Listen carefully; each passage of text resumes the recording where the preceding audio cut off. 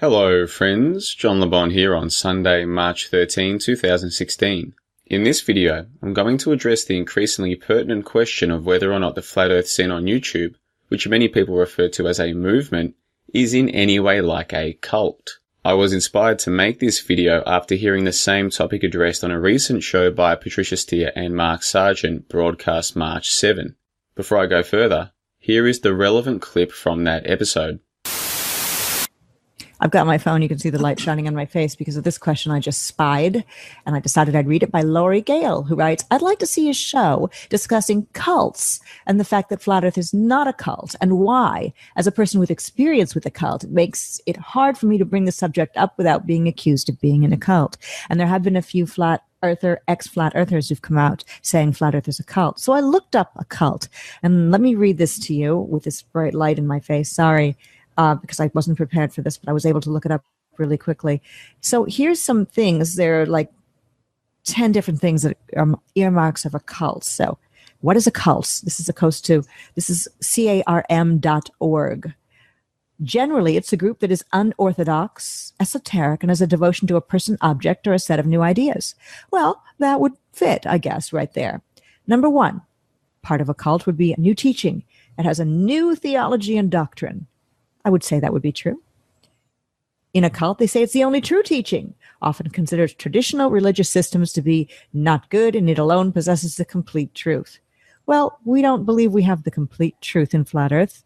We have many theories, but we know it's flat and motionless. So part of that's true.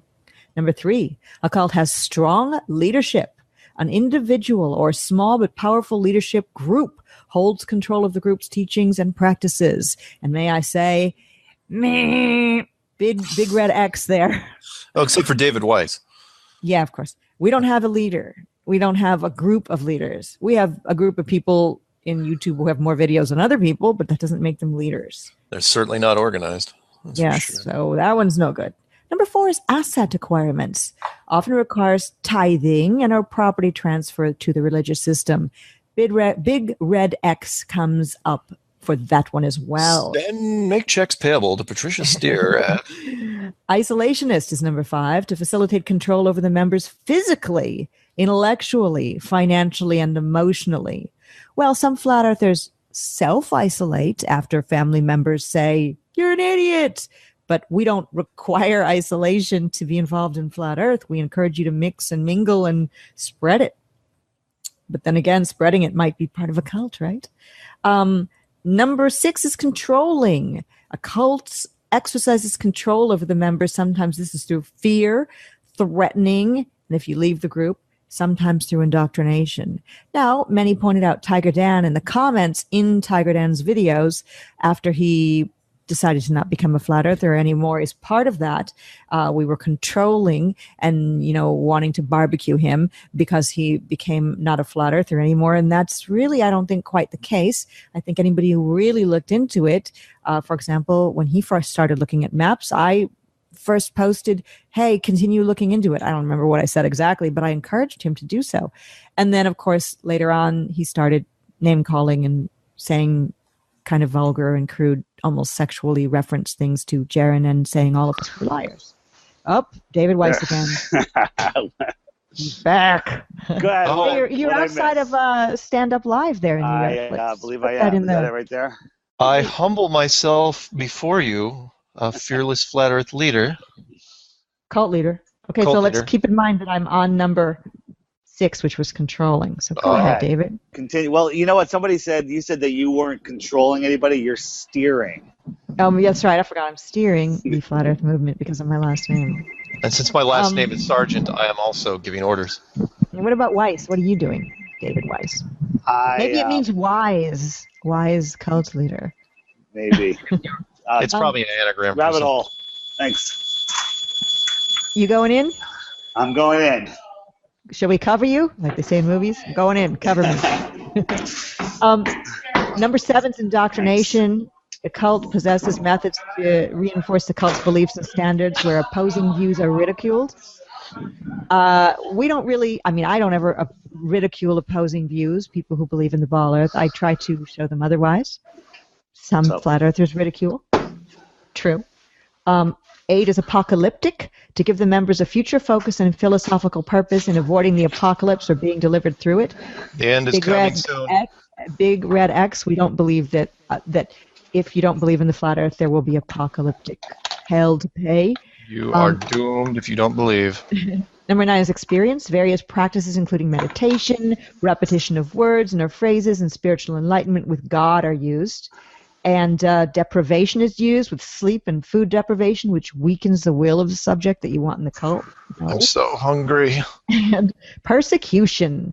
Predictions of being persecuted, often combined with claiming any opposing views demonstrates against them as a form of persecution. So a few aspects of Flat Earth are like a cult, but a few aspects of joining the Girl Scouts are probably like a cult too. Or working at a business. Really? No, I'm saying, or anything that you do wherein you're involved in a group when you're focused on a particular issue. So is Flat Earth a cult? Not on your life. But anyway, it was a very good question, and hopefully me reading that from the internet to the interwebs, where they never have any good information. You know, the people that say. To Patricia's credit, she did acknowledge that the Flat Earth scene on YouTube shares some attributes with a typical cult. Overall, though, Patricia rejected the notion that the Flat Earth scene on YouTube is itself a cult, as would, I am sure, most of her regular listeners. But is there good reason why many former Flat Earthers refer to the so-called movement as a cult? I've been saying for some time now that I see cult-like behaviour within Flat Earth circles, and even brought this up with Patricia and her co-host David Weiss on a live hangout more than 5 months ago back in November 2015 on Impromptu Chat number 4. Here is the relevant clip from that show. Well, John Levon, I do want to have you on as a guest, most definitely. But I had the idea that you are sort of taking a break right now. But here you are talking about the Flat Earth, so I guess your break's over.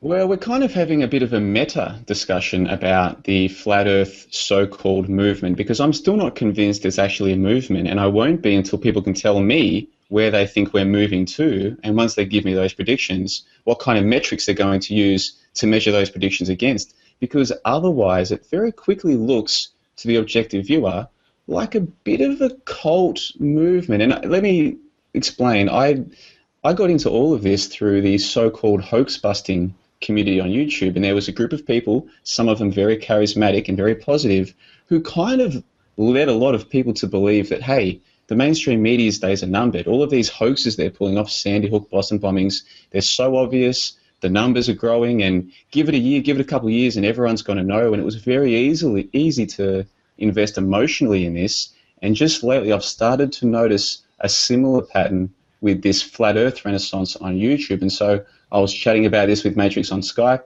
He said, let's have an impromptu chat. And I said, Matrix, people aren't going to like me being skeptical about the Flat Earth movement. And he said, let's do it anyway. So that's what we're doing. I guess since you've just joined us late, Patricia, we'll let you get your views on all of this out. You've heard some of the conversation while you're waiting to join us. So broadly speaking, do you have any points you'd like to make in response to what's come so far? Well, the whole Flat Earth thing for me started in March, and then I started doing the Flat Earth and Other Hot Potatoes thing in August. It took me a while to figure out what I wanted to do about it, and I knew I needed to do something. But the thing is that I do worry. I kind of am listening to what you're saying, although I've joined the conversation late. I do worry that we're doing all of this and nothing will happen. But when you think about it, there's so many people with new people coming on board every day. Just with the sheer numbers involved, something's got to break. Something's got to break. Something's got to happen. And one of two things being that the people in power are going to bring everything down around our ears and just close the society that we've got, or Flat Earth is going to go mainstream and we're going to bring society down. And I know that sounds crazy and large and huge, and who's going to lead and who's going to make it happen, but it just seems like those are the only two possible outcomes. I don't see it as just being, those crazy people on YouTube. I see it as just exploding because everyone's talking to everyone, and people are doing live on the street interviews and, Flat Earth drive-by type things, and new channels popping up every day. I'm a new channel. It just seems like something's got to give. Yeah, I understand what you're saying, Patricia, and as rhetoric, that sounds very easy to follow. Something has to give. The world has so many problems, and it's easy for people to attach flat Earth to being the solution. What I'm questioning is, if flat Earth is the solution, then what metrics can we use to measure the success of that solution? Because in the meantime, it seems to me like a lot of people are going to emotionally invest in this, and if people are putting themselves out there, whether they want to be called leaders or they don't, once we, and I include myself in this with the Ball Earth Show, once we start putting ourselves out there, then whether we like that or not, some people are going to think of us as being leaders out of the problems. And what it seems like you guys, and even me to a degree, are saying is, look at all of these lies. Look at this Ball Earth model lie, which is so obviously a lie once you spend time looking at it. That's the problem. The solution is people like us talking about it and getting very excited about it. But is it really going to be a solution? And if we're going to give timelines, it just makes it easier once again for people to invest in it. And the last thing, a lot of people had their hearts broken by that hoax-busting community disaster. And I'm not sure how familiar you are with it, but I know that Matrix and David were both following that one very closely. A lot of people had their hearts broken when that whole thing fell in a heap, and I would hate to see the same thing happen again. Well, I mean, the thing is that what do we need? What do we need? Do we need leaders? Do we need, like you were saying, a timeline? Do we need to say in 2 years X, Y, Z is going to happen? Do we need to kind of draw up steps that we need to take to achieve that goal? And who's going to be the one drawing up those steps? Are you sort of suggesting that that might be the way to go forward? No, quite the opposite. What I'm saying is it makes more sense to me if we're truly on a quest for truth, we're doing our own research, producing our own content, taking on board constructive criticism, offering it to others when we see someone make a good video and what have you.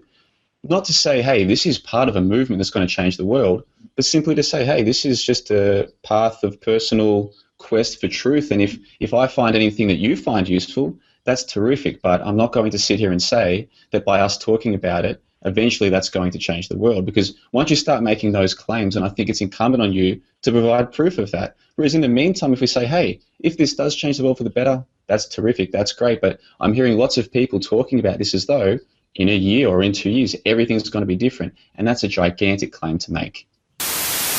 In the time which has passed since then, I've come to realize that the vast majority of people involved in online truth circles, flat earth or otherwise, are utterly hopeless and helpless when it comes to discerning truth from nonsense. The typical truther is just as vulnerable to cognitive dissonance and fallacious thinking as the typical sleeple. And why wouldn't they be? We were all subjected to intense and ubiquitous programming from a young age, and much of that programming revolved around conditioning us to externalize our worldview to the authority of others. Just because a person has undone the programming of the government being their friend or NASA being legitimate does not mean that person has undone the more fundamental programming which led them to trust authority in the first place. In the hierarchical nature of groups and crowds, where there is a latent demand for authority, there will be a supply of authority as well. This is true in the Flat Earth so-called movement, just as it was true in the now defunct hoax-busting community which preceded it. Those who want or need leaders will get leaders. Of course, not every group with leadership is like a cult. Your local sporting club will have its leaders and its culture, which may and often does change over time, as will the local medium-sized business, and so on.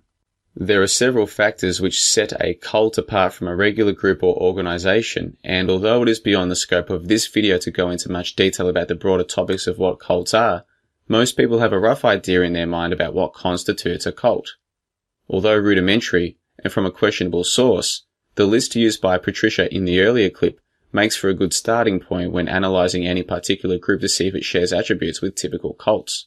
So let's construct a table and see which elements of the flat earth scene on YouTube are consistent with cults.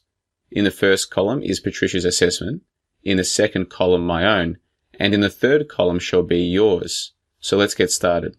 So here's some things. There are like 10 different things that are earmarks of a cult. So what is a cult? This is carm.org. Generally, it's a group that is unorthodox, esoteric, and has a devotion to a person, object, or a set of new ideas. Well, that would fit, I guess, right there. Number one, part of a cult would be a new teaching. It has a new theology and doctrine. Clearly, this is the case with the flat earth scene on YouTube. Tick. In a cult, they say it's the only true teaching. often considers traditional religious systems to be not good, and it alone possesses the complete truth. Again, clearly this is the case with Flat Earth. Tick. Number 3, a cult has strong leadership. An individual or small but powerful leadership group holds control of the group's teachings and practices. There are only about a dozen well-known YouTubers producing the vast majority of Flat Earth material, as judged by view counts and comments, on YouTube.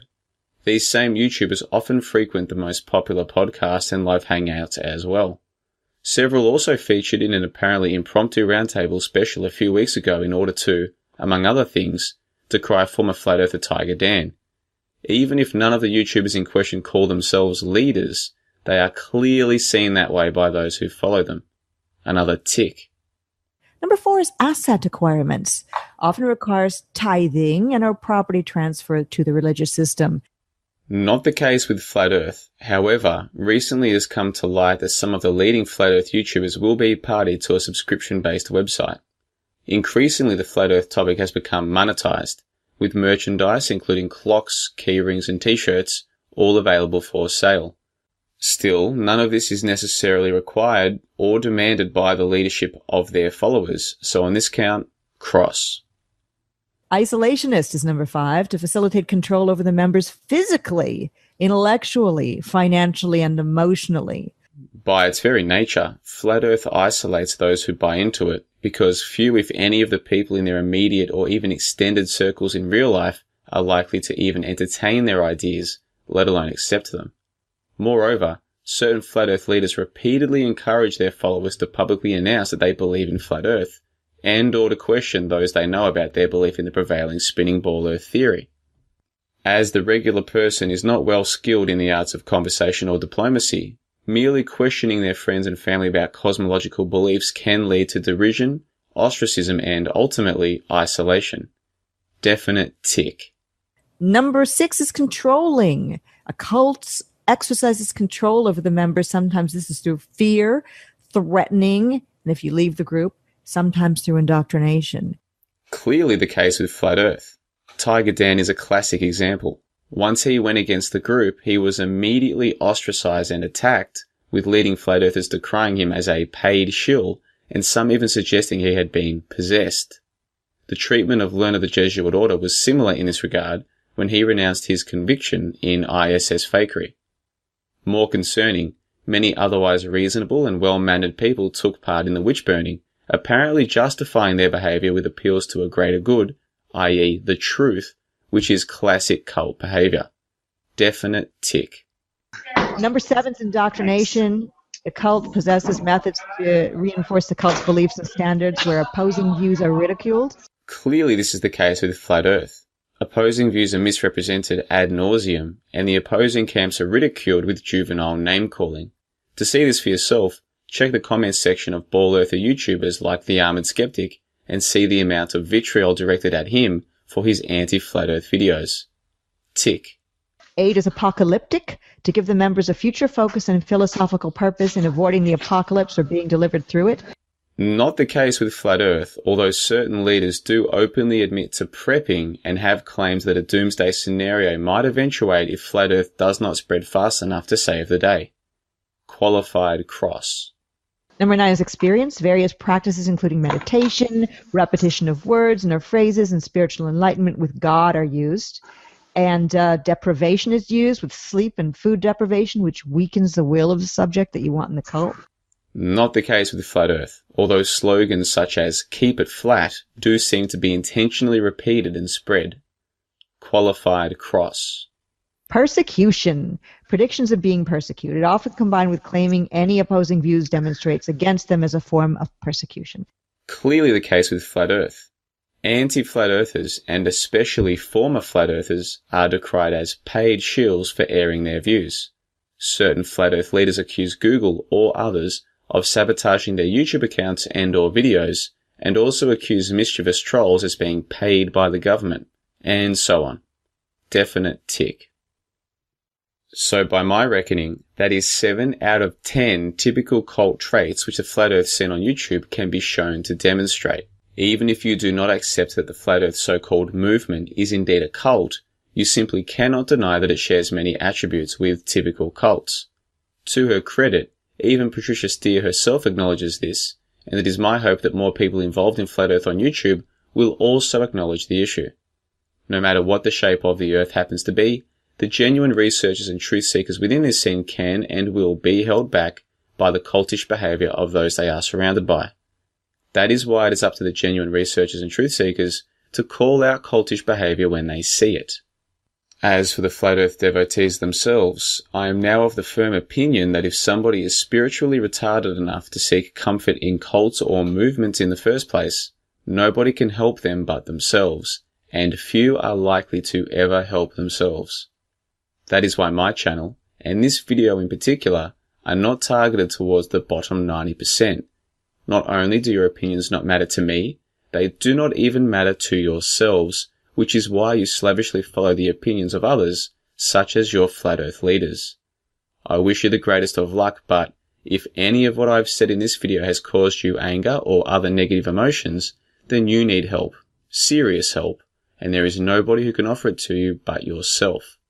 Thank you for watching.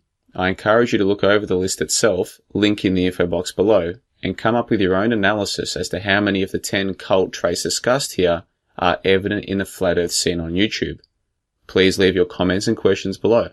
As always, I may use some of them as the basis for future comment review videos.